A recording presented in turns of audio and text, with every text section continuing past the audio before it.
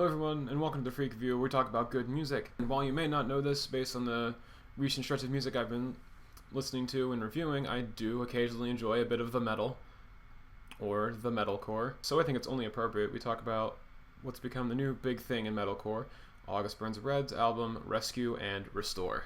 Now before this album came out, the band's vocalist Jacob Lors kept mentioning in just about every interview that he was tired of metalcore as a genre, that it needed saving, that it was boring and stagnant. And basically when you talk about that sort of thing right before you write an album, you're kind of implying that you're going to solve the problem, which is a bold move, to say the least.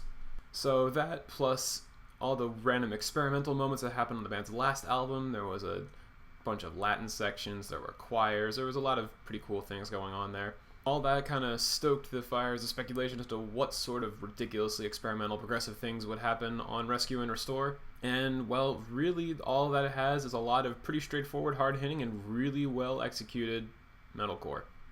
That's not a bad thing.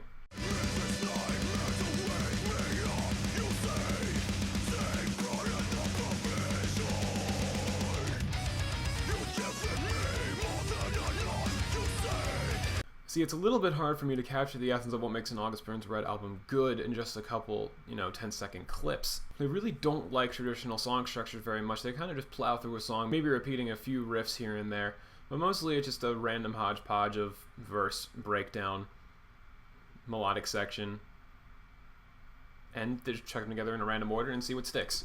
But the reason they succeed is they're really good at chucking these things together. I needed that.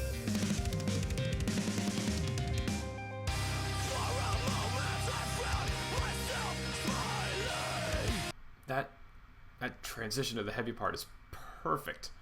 But yes, it's really the melodic parts of this album that make this album so good, not just because the melodic parts are strictly better than the heavy parts, but mostly because August Burns Red understands the value of pacing. If you have more soft moments or distractions from the frantic craziness, it makes the frantic craziness that much more, well, frantic and crazy. Not to say that they've forgotten how to be frantic and crazy.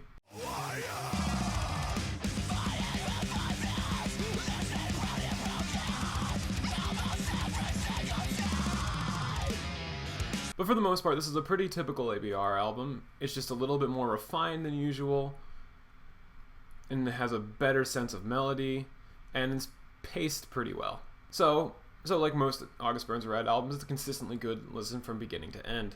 No individual song quite hits the highs of Salt and Light or Empire from their last album. It's more consistent overall, and it's strangely addicting. I kept coming back to this album time and time again, and I kept finding new things to enjoy, new levels of appreciation in the breakdowns, new riffs. Oh, the riffs.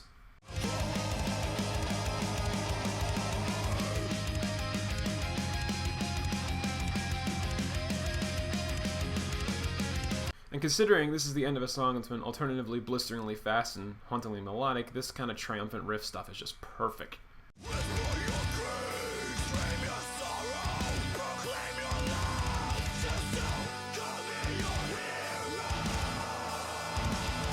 Take note, every other metalcore band ever, this is how to make breakdowns not suck.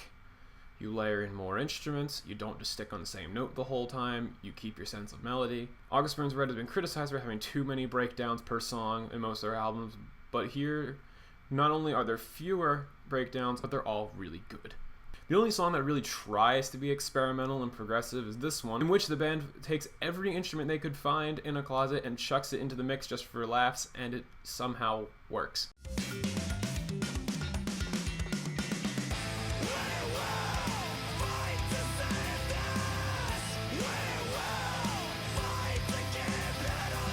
So, all that said, is this the album that's going to save the entire genre from being repetitive, stagnant, mediocre? No. Is it really good? Is it really fun to listen to? Is it intense? Is it powerful? And perhaps most impressively of all, is the band open about their Christian faith without being super cheesy? Yes, to all of the above. If you don't buy into the whole OMG, we have to save metalcore business of the interviews that came out before this album, it gets a lot better, and I'm totally okay with that. Final score is an 8 out of 10, with the best tracks are Fault Line, Vision, and Beauty and Tragedy.